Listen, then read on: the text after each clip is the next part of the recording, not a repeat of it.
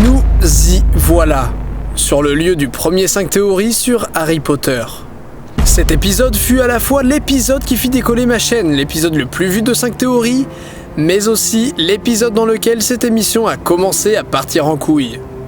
Tout allait bien au début de l'émission, je présentais mes théories, j'avais mes délires avec mon pote Kéké, mais je me suis fait kidnapper par des chats extraterrestres. Probablement, sûrement à cause des expériences menées par le docteur Paranorman. Je n'ai aucun souvenir de ce qu'ils m'ont fait, mais j'ai cherché à savoir ce qui s'était passé. Un vaisseau saucisson m'a par la suite recherché, on a été sur Mars pour le fuir. Un des chats est entré chez moi et a rallié mes propres chats à sa cause. Dieu m'a gueulé dessus, une espèce connue sous le nom de Reptiluminasi m'a attaqué, et un cochon qui parle, le prophète des porcs, m'a aidé à plusieurs reprises. J'ai accidentellement marché sur un œuf de dragon et une chasseuse de dragons m'en a voulu. Je me suis posé près de Dolmen, appelé le mini Stonehenge, et le prophète me dit que ma présence là-bas avait provoqué la fin du monde. J'en avais marre de tout ce bordel, j'ai alors même fait un 5 théories bourré. Ayant par la suite écorché le nom du dieu Cthulhu par cassoulet, un démon cassoulet à tentacules se présenta devant Kéké et moi, nous indiquant que la fin du monde avait sonné. Le règne des chats avait commencé. Mes propres amis félins m'ayant viré de chez moi, il me fallait partir sur Vénus, quand cette chasseuse me piégea et ordonna à son dragon de me tuer. Mais l'un des chats me sauva, pour m'enfermer. Paranorman réussit finalement à me sauver, mais les chats nous retrouveront quelques jours plus tard et réussiront à nous monter l'un contre l'autre. Aujourd'hui, je suis seul. Je ne sais pas où est ce porfette. Je ne sais pas si Kéké va bien, ou ce qu'est devenue cette chasseuse de dragons, ni même si Paranorman est encore en vie. Mais après cet épisode, je rencontre le grand patron des chats. Et j'ai peur. Je vous le dis, cet épisode de 5 théories risque d'être le dernier avant de longues semaines. Peut-être est-ce le dernier tout court. Je vous ai demandé de voter pour savoir quel thème vous voudriez revoir dans cette émission et vous avez voté pour Harry Potter. Cela me fait extrêmement plaisir de vous quitter sur un thème que beaucoup d'entre vous voulaient redécouvrir sous de nouvelles théories.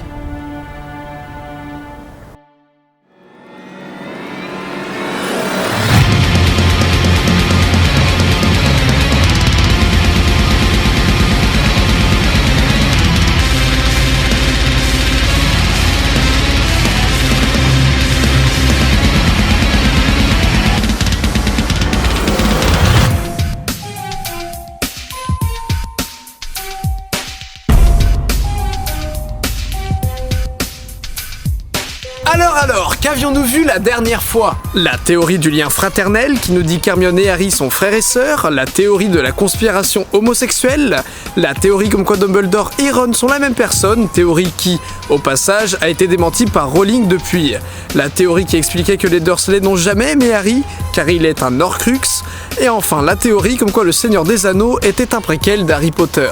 Contrairement à l'épisode de The Walking Dead partie 2, nous ne reviendrons sur aucune des théories présentées dans la partie 1. Faisons donc peau neuve et c'est parti, première théorie.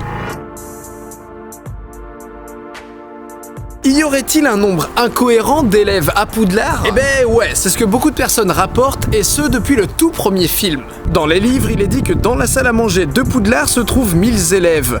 Or, dans les films, faites pause et comptez si vous le souhaitez, on est loin du compte. 200, 300, 400, allez, 500 quand il y a plus de budget, mais on est loin des 1000. Bon, peut-être que dans les films, tous les élèves ne mangent pas au même moment. Mais la classe d'Harry n'est composée que de 18 élèves. 18 élèves dans une seule classe, alors qu'il devrait y avoir des centaines d'élèves dans chaque maison, chaque année. Ce chiffre est incohérent pour une école qui doit donc, selon les livres, accepter au moins 1000 élèves au total. Bon, on pourrait se dire qu'il ne faut pas mêler les données des bouquins et les données des films. On pourrait se dire qu'il était bien trop cher d'avoir autant de figurants, à la limite. Mais une théorie propose un autre raisonnement. Selon celle-ci, oui, Poudlard accepte environ 1000 élèves au total. La classe d'Harry n'en possède que 18 et ceci n'a rien d'incohérent. La génération d'Harry arrive à Poudlard en 98. Ses enfants ont donc été conçus durant le règne de celui dont on ne doit prononcer le nom. Le paroxysme du règne de celui dont on ne doit prononcer le nom. Mais qu'on prononcera quand même parce que ça risque de vite devenir lourd. Parmi tous ceux qui se sont ralliés à l'ordre à ce moment-là, entre 1979 et 1981, tous ceux qui ont été tués par les Mange-Morts et tous ceux qui n'ont tout simplement pas fait d'enfants, il serait en fait tout à fait possible que le taux de natalité ait chuté pendant ces quelques années, entraînant de petites classes lorsque ces enfants furent en âge d'entrer à Poudlard. Selon donc cette théorie, les films d'Harry Potter ne se basent pas sur un nombre incohérent. Ouf! Après le bémol, c'est que justement la théorie du lien fraternel s'appuyait sur le fait que pendant la guerre, les gens faisaient plus d'enfants. Mais bon, on va simplement arrêter de lier des théories entre elles vu ce que ça avait donné dans le précédent épisode, où on disait quand même que Ron était Gandalf qui était aussi Dumbledore et que Sacha avait survécu 2 fois à Voldemort. J'ai trop donné, j'en peux plus moi. Et si l'élu de la prophétie n'était pas Harry Potter? La prophétie explique que l'enfant qui aura le pouvoir de vaincre Voldemort sera le descendant de parents qui lui ont tenu tête et naîtra le 7e mois de l'année. Cet enfant aura un pouvoir que le Seigneur des Ténèbres ignore. Et si Neville était l'élu de la prophétie? C'est ce que propose cette théorie. Mais c'est pas possible que Neville soit l'élu, les films ils s'appellent Harry Potter, pas Neville Londubat. Ta gueule! Alors, Neville correspond-il à l'enfant de la prophétie? Ses parents ont-ils tenu tête au Seigneur des Ténèbres? Oui, ils ont même été torturés. Neville est-il bien né le 7e mois de l'année? Oui, puisqu'il est né en juillet. Neville possède-t-il un talent que Voldemort ne possède pas? Ça en fait on sait pas trop, on sait pas vraiment grand-chose de Voldemort en fait. Neville est très bon en herbologie durant la saga et deviendra même professeur de ce domaine comme l'a écrit Rowling. On n'a jamais vu Voldemort être talentueux dans ce domaine, alors pourquoi pas? Harry et Neville à Poudlard sont traités comme s'ils étaient tous les deux des élus, probablement parce qu'ils représentaient 2 futurs possibles ayant autant de chances d'arriver. Dans le premier film, Dumbledore reconnaît la contribution de Neville à l'aventure et lui donne des points pour avoir été assez brave quand il a fallu tenir tête à ses amis. Ces points bonus ont fait gagner à Gryffondor la coupe des 4 maisons. Neville est le seul, mis à part Harry, qui a réussi à avoir discuté avec le Choixpeau magique. Au fil du temps, Neville a fait preuve d'intelligence en donnant à Harry la branchiflore, et pendant qu'Harry était à la recherche des Horcruxes dans le 7e livre, Neville était à l'école en train de remonter l'armée de Dumbledore. Puis finalement, c'est Neville qui réussit à sortir l'épée de Gryffondor du Choixpeau et à détruire le dernier Horcrux, permettant à Harry d'achever Voldemort. Et à la toute fin, quand tout le monde pense qu'Harry est mort, qui se met en première ligne pour affronter le Seigneur des Ténèbres? C'est Neville. Peut-être que Neville était finalement l'élu. Ou alors, peut-être y a-t-il 2 élus? Sans les diverses actions de Neville au cours de la saga, Harry n'aurait probablement jamais pu vaincre Voldemort. Certains diront que Neville n'est qu'un raté qui ne sait pas se battre, et n'a rien à voir avec l'élu de la prophétie. Mais une hypothèse affirme que si Neville était aussi maladroit durant une bonne partie de l'histoire, ce n'était qu'uniquement à cause de sa baguette. Neville est doué en herbologie, une des seules matières où la baguette n'est pas nécessaire, et il utilise la baguette de son père, pas une qui lui était destinée. Lors de la bataille du département des mystères, sa baguette se casse et il en prend une nouvelle. À ce moment-là, Neville n'est plus craintif et maladroit. Pas mal à méditer. Selon cette théorie, Draco Malfoy est un loup-garou. Il se serait fait mordre entre l'ordre du Phénix et le prince de Sang-Mêlé, et ne serait plus humain jusqu'à la fin de l'histoire. Cette théorie est en revanche uniquement basée sur les livres. Premièrement, il n'est jamais confirmé dans les bouquins que Draco soit un mange-mort. Même si Harry pense qu'il en est un et que Draco a effectivement rejoint les rangs de Voldemort, il n'est jamais dit qu'il porte la marque et il n'est jamais traité comme un mange-mort. De plus, on pourrait sérieusement se demander ce que ferait Voldemort d'un sorcier aussi jeune. Lucius, son père, a subi de nombreux échecs au cours des dernières années. D'abord avec le journal intime, puis lors de l'attaque du ministère afin de récupérer la prophétie. Dans le tome 6, Lupin explique à Harry que Greyback est connu pour punir les gens avec qui il a eu des désaccords en mordant leurs enfants. Cette description que fait Lupin de Greyback et de ses méthodes est située quelques lignes seulement après qu'il ait dit que Voldemort promit de nombreuses proies à Greyback pour s'assurer de ses services. Draco Malfoy pourrait très bien être une de ces proies promises par Voldemort, ce qui appuierait l'idée que ce serait bien une manière de Voldemort de se venger de Lucius. Donc, Greyback aurait mordu Malfoy et serait donc un loup-garou. Y aurait-il d'autres indices pour nous en assurer? Eh bien, dans ce même tome 6, Harry observe des changements physiques sur Malfoy. Il le décrit souvent comme ayant l'air malade ou avec de grosses cernes sous les yeux, soit exactement de la même manière qu'il décrivait Lupin dans Le Prisonnier d'Azkaban. Comme si Rowling voulait créer un parallèle entre les deux personnages, comme si c'était sa manière de décrire les personnages étant des loups-garous. Une façon de nous déposer un indice supplémentaire. Autre élément, lorsque Draco se rend chez Barjo et Burke, il menace Monsieur Barjo en mentionnant le loup-garou. Vous connaissez Greyback, c'est un ami de la famille, il viendra vous rendre visite de temps en temps. Étrange. Nous ne savions pas jusqu'à ce passage que Draco connaissait Greyback. Il semble d'ailleurs très étrange que Greyback, étant donné ses délires sadiques, soit réellement un ami de la famille. Draco essaierait-il de transférer sa peur de se transformer à Monsieur Barjo? Draco montrera par ailleurs quelque chose sur son bras à Monsieur Barjo. Harry émet immédiatement l'hypothèse qu'il s'agit de la marque des ténèbres. Mais si on part du principe que Draco n'est pas un mange-mort, qu'est-ce que cela pourrait-il être? Eh bien peut-être justement une morsure de loup-garou. Cette morsure pourrait autant effrayer Barjo que s'il s'agissait de la marque des ténèbres. Et cela permettrait également d'expliquer pourquoi Draco a mentionné Greyback juste avant. Cela aurait même encore plus de sens que s'il s'agissait de la marque des ténèbres. Dernier élément, quand le loup-garou se révèle dans la tour d'astronomie alors que Draco menace Dumbledore, il apparaît clairement qu'il a peur de Greyback. Il est dit qu'il ne regardait pas Greyback, il semblait ne pas vouloir le voir. Si on oublie cette théorie, Draco a-t-il réellement une raison d'être si terrifié par Greyback? La réponse est non. Draco, à partir du prince de Sang Mêlé, est un loup-garou.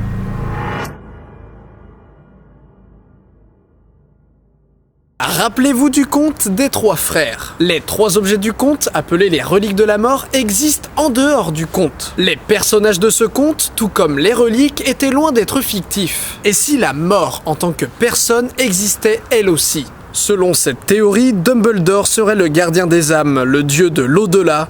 Dumbledore serait la mort. Laissez-moi vous rappeler le conte des trois frères. L'histoire des trois frères Pévrel veut qu'un jour, les frères ont dû utiliser la magie pour faire apparaître un pont et franchir une rivière. Arrivé au milieu de ce pont, la mort elle-même apparaît en face d'eux. Celle-ci était en colère que les frères puissent traverser la rivière sans mettre leur vie en danger. Mais au lieu de leur faire savoir, elle a pris une attitude généreuse et a offert un cadeau à chacun des frères. L'aîné demanda une baguette tellement puissante qu'il ne pourrait jamais perdre un duel. La mort lui fit ce cadeau en détachant une branche de sureau, d'où la baguette de sureau. Le cadet demanda quant à lui de pouvoir déjouer la mort une seconde fois, avec une pierre capable de ressusciter les morts, la pierre de résurrection. Le Benjamin, enfin, demanda tout simplement un moyen de se déplacer sans être vu par la mort. Il reçut la cape d'invisibilité. Au fil du temps, les trois frères prirent des chemins différents. L'aîné a pu remporter de nombreux duels grâce à la baguette. Le problème était qu'il vantait trop les mérites de sa baguette et un jour, un sorcier jaloux décida de se venger en lui tranchant la gorge pendant son sommeil et en volant la baguette. Le cadet était quant à lui fou de chagrin d'avoir perdu sa fiancée juste avant leur mariage. Il utilisa alors la pierre de résurrection pour la ramener à la vie. Mais elle n'était pas totalement libre du royaume des morts et ne pouvait réellement vivre à nouveau. Fou de douleur, il décida alors de se suicider comme un moyen de la rejoindre dans la mort. Le Benjamin, lui, échappa longtemps à la mort qui le cherchait sans relâche grâce à la cape d'invisibilité. Arrivé à la fin de sa vie, il arrêta de se cacher, légua la cape de son fils et salua finalement la mort comme une vieille amie, pour rejoindre le royaume des morts. Et si ce conte pouvait se juxtaposer à l'intrigue de la saga? Et si des personnages clés de l'intrigue étaient les réincarnations des trois frères? Selon cette théorie, Harry, Rogue et Voldemort sont tous les trois liés par les reliques de la mort et par le destin funeste des frères Pévrel. Voldemort serait ainsi lié à l'aîné qui ne voulait que le pouvoir qui finit par le tuer. Rogue le cadet qui était fou de chagrin lorsque Lily Potter est morte et qui continuera d'y penser jusqu'à la fin de sa vie. Cette pensée va le consumer et l'entraîner vers une mort certaine. Harry est quant à lui lié au Benjamin qui a échappé au pire de nombreuses fois avant de s'offrir à la mort volontairement. Mais alors, qui est la mort? Eh bien, ce serait la personne qui aurait possédé le plus longtemps durant sa vie les trois reliques de la mort. Et cette personne, c'est Dumbledore. Dumbledore est d'ailleurs celui qui accueillera Harry une fois mort dans l'au-delà. Pourquoi? Ce n'est pas anodin, car Dumbledore est la mort. En plus d'avoir possédé les trois objets, il est à l'origine de la mort de Rogue ainsi que celle de Voldemort. Le plus jeune fils, quant à lui, salue la mort comme une vieille amie, là où Harry retrouve Dumbledore dans le royaume des morts, Dumbledore étant à ses yeux un vieil ami. Cette théorie donne un tout nouveau sens à la saga, mais aussi et surtout nous donne une nouvelle vision du rôle clé de Dumbledore. Il est le gardien des âmes, le dieu de l'au-delà. Dumbledore est la mort. D'ailleurs, Rowling aime bien cette théorie, elle a dit qu'elle la trouvait même très jolie. Et même si elle ne l'a pas vraiment confirmée, elle a dit que cette théorie faisait sens.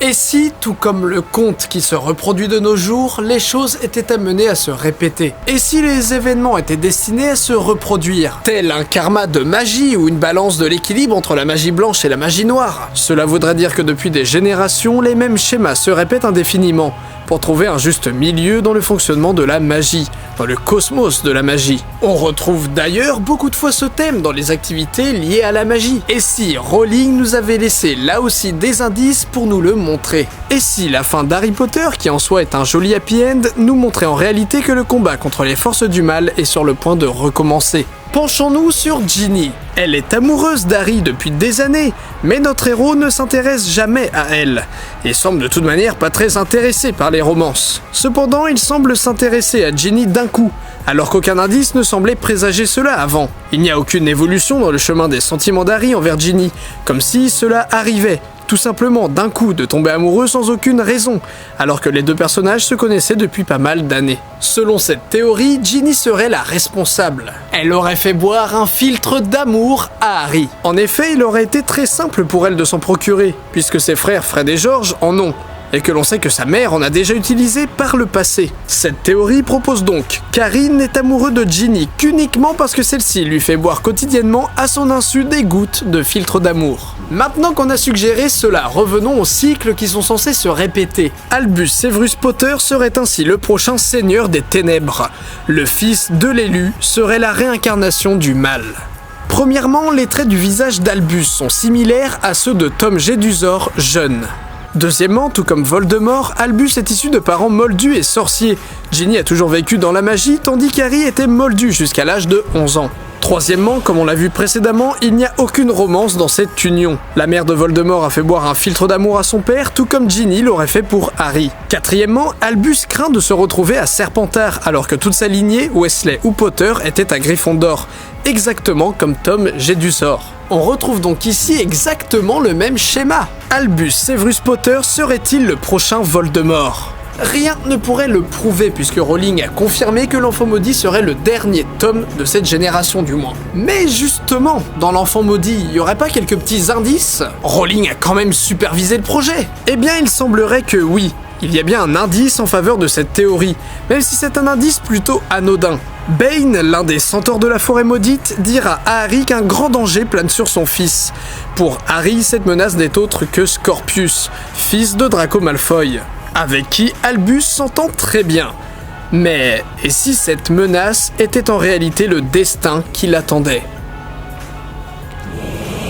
Voilà, j'espère que cet épisode vous aura plu. Merci aux tipeurs sans qui l'émission n'aurait jamais pu évoluer ainsi. N'hésitez pas à débattre dans les commentaires sur ces théories, à partager la vidéo, à venir faire un coucou sur Twitter ou sur Facebook. C'était Didi Chandouidoui. À la prochaine, peut-être, pour de nouvelles théories.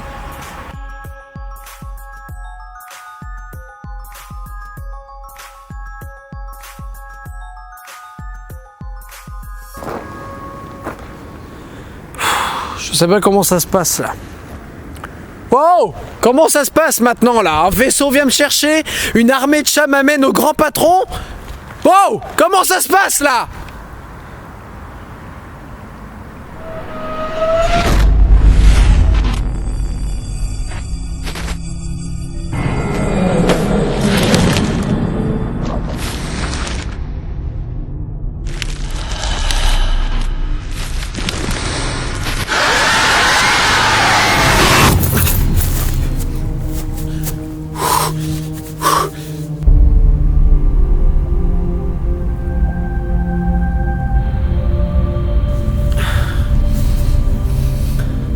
C'est quoi ce bordel? Mais te voilà enfin!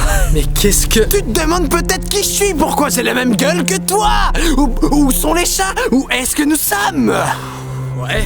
Est-ce que tu te rappelles ton 5 théories sur la vie, où t'avais dit qu'on vivait tous dans une simulation informatique? Bah te voilà sorti de cette merde! Mais on est où là? Mais on s'en branle de ça, mec! Qui sommes-nous? Où sommes-nous? Quelle heure il est? On s'en fout! Ça n'a plus d'importance ici! Mais ici, ça veut bien dire quelque part! Ouais! Un endroit où tes pires cauchemars sont la réalité! Où tes fantasmes les plus inaccessibles sont à portée de main! Un endroit où toutes tes théories sont vraies! Eh mais il est trop cool ton t-shirt là! It's next bitches! Les amis, cliquez dans la description, on va sûrement faire une boutique de t-shirts 5 théories. Et il y a des t-shirts comme celui-là dans la description, allez-y! Qu'est-ce que t'attends de moi? Tu comptes la continuer ou pas, ton émission, la 5 théories ou je sais plus quoi? J'en sais rien, je sais pas, j'aimerais juste comprendre au moins une seule fois quelque chose à ce gros bordel. Je vais t'apprendre un truc, moi, mec. Ton émission, 5 théories ou je sais plus quoi, elle fait que commencer. Comprends une chose, c'est maintenant que les choses sérieuses démarrent. Les choses vont changer, crois-moi.